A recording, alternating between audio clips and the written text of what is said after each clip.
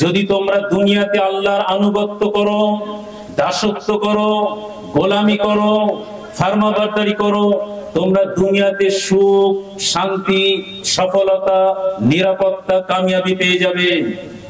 মৃত্যুর পর অনন্ত অনাদিকালের জীবন, যে জীবনের শুরু আছে শেষ নেই, লা মাহদুদ জিন্দেগি, যার কোনো আদি নেই, যার কোনো অন্ত নেই, এন্ডলেস লাইফ বলা হয়েছে। এরকম একটি জীবনে তোমরা কঠিন আযাবের জায়গা জাহান্নাম থেকে বেঁচে জান্নাত পাবে। প্রশংসা আল্লাহ সুবহানাহু ওয়া তাআলার জন্য, শান্তি অবতীর্ণ হোক মুহাম্মদ সাল্লাল্লাহু আলাইহি ওয়াসাল্লামের উপর। আমরা প্রত্যেকে বলি আল্লাহুম্মা সাল্লি আলাইহি, আল্লাহুম্মা বারিক আলাইহি। সম্মানিত উপস্থিতি, সময় খুবই সংক্ষিপ্ত, একেবারে ভূমিকা ছাড়া ডাইরেক্ট আলোচনায় প্রবেশ করছি। মহান স্রষ্টা আল্লাহ সুবহানাহু ওয়া তাআলা পবিত্র কোরআনুল কারীমের মধ্যে বলেন, ইন্নাদ-দীনা ইনদাল্লাহিল ইসলাম, নিশ্চয় আমার কাছে একমাত্র পছন্দনীয় জীবন বিধান, একমাত্র পছন্দনীয় ধর্ম, একমাত্র পছন্দনীয় জীবন আদর্শ, একমাত্র পছন্দনীয় মাযহাব, একমাত্র পছন্দনীয় আর্ট অফ লিভিং বা জীবন দর্শন হচ্ছে ইসলাম বা দ্বীন। এই ইসলাম বা দ্বীনকে আল্লাহ সুবহানাহু ওয়া তাআলা দুনিয়াতে কায়েম করার জন্য, প্রতিষ্ঠিত করার জন্য, বুলন্দ করার জন্য যুগে যুগে অগণিত নবী রাসূলকে পাঠিয়েছেন। প্রত্যেকটি নবী এবং রাসূল দুনিয়াতে এসেছেন, মানব সম্প্রদায়কে উদ্দেশ্য করে এলান করেছেন, অ্যানাউন্স করেছেন, ইয়া আইয়ুহান নাস কুলু লা ইলাহা ইল্লাল্লাহ তুফলিহুন। হে বিশ্বের মানব সম্প্রদায়, হে বিশ্বের মানব মণ্ডলী, তোমরা এক আল্লাহকে মেনে নাও, আল্লাহর একত্ববাদকে স্বীকার করে নাও, আল্লাহকে বানানে वाला, রিজিক দেনে वाला, জরুরত পূরণ করনে वाला, সিকিউরিটি দেনে वाला, নিরাপত্তা দেনে वाला, হেফাজত করনে वाला হিসাবে তোমরা মেনে নাও। যদি তোমরা দুনিয়াতে আল্লাহর আনুগত্য করো, দাসত্ব করো, গোলামি করো, ফরমাবরদারি করো, তোমরা দুনিয়াতে সুখ, শান্তি, সফলতা, নিরাপত্তা, কামিয়াবি পেয়ে যাবে।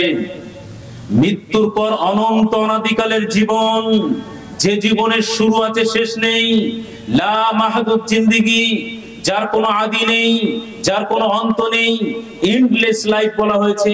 এরকম একটি জীবনে তোমরা কঠিন আযাবের জায়গা জাহান্নাম থেকে বেঁচে জান্নাত পাবে। সম্মানিত উপস্থিতি, এই বাক্যটিকে এখানে রেখে আমি আরেকটি পয়েন্টে যেতে চাই। আমি যখন আপনাদেরকে বললাম যে প্রত্যেকটি নবী এবং রাসূল এসে একটি কমন বাক্যের মাধ্যমে মনুষ্য জাতিকে আল্লাহর দিকে আহ্বান জানিয়েছেন, এখন আপনারা মনে করছেন তাহলে বিষয়টি কেমন হলো?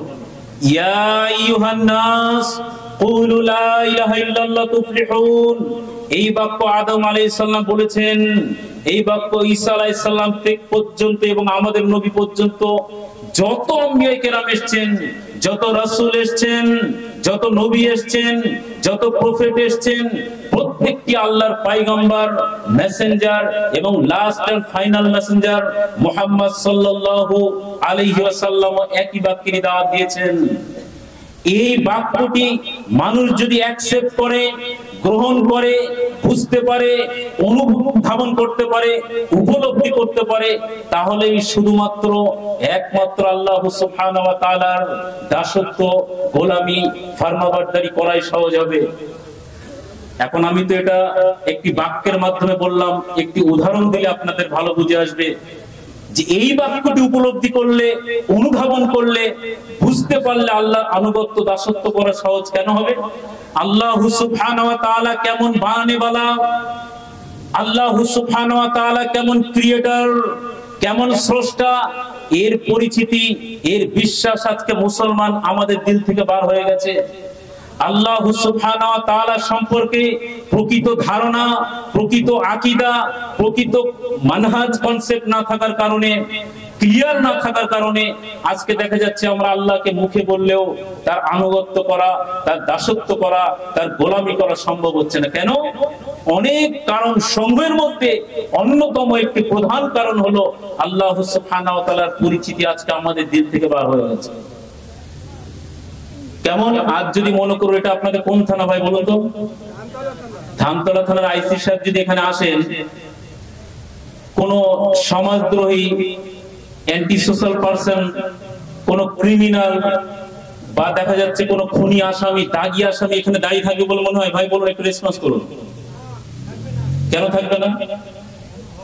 তার কারণ এই আইসি সাহেবের কি পরিচয়, কি পাওয়ার, কি ক্ষমতা, কি করতে পারেন, এর প্রকৃত একটা রূপরেখা, প্রকৃত বিশ্বাস এবং ধারণা তার দিলের মধ্যে আছে। আইসি সাহেবের প্রকৃত পরিচয়টা ওই ক্রিমিনাল, সমাজদ্রোহী, দেশদ্রোহী, সে হতে পারে খুনি, হতে পারে মদ্যপানী, বা এইভাবে দেখা যাচ্ছে নানান রকমের ক্রাইমের সঙ্গে যুক্ত থাকা ব্যক্তি। সে বুঝতে পারবে যে আইসি সাহেব এখানে এসছে মানে আমাকে যতটা আমি দূরত্ব বজায় রেখে চলবো ততটাই আমার জন্য মঙ্গল।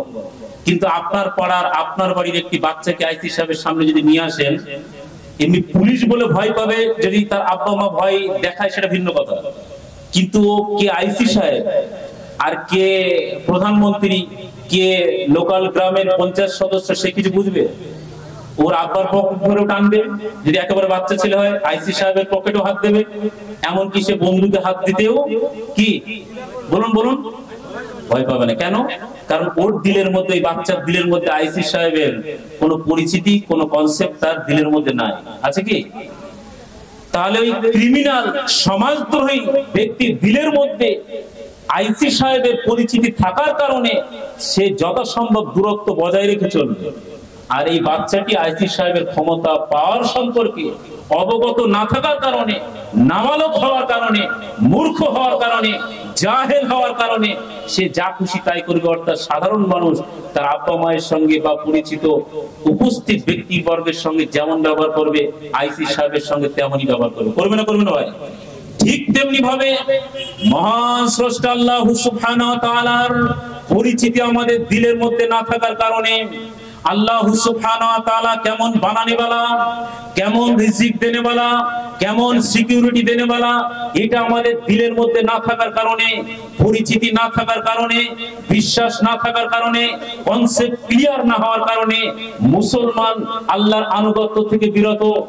মুসলমান আল্লাহর আনুগত্য থেকে বিরত তো বিরতই, এমনকি সমীক্ষা বলছে পৃথিবীর মধ্যে সবচাইতে বেশি জেলের মধ্যে রয়েছে, ক্রাইমের মধ্যে যুক্ত রয়েছে, অপরাধের মধ্যে যুক্ত রয়েছে নামধারী মুসলমান।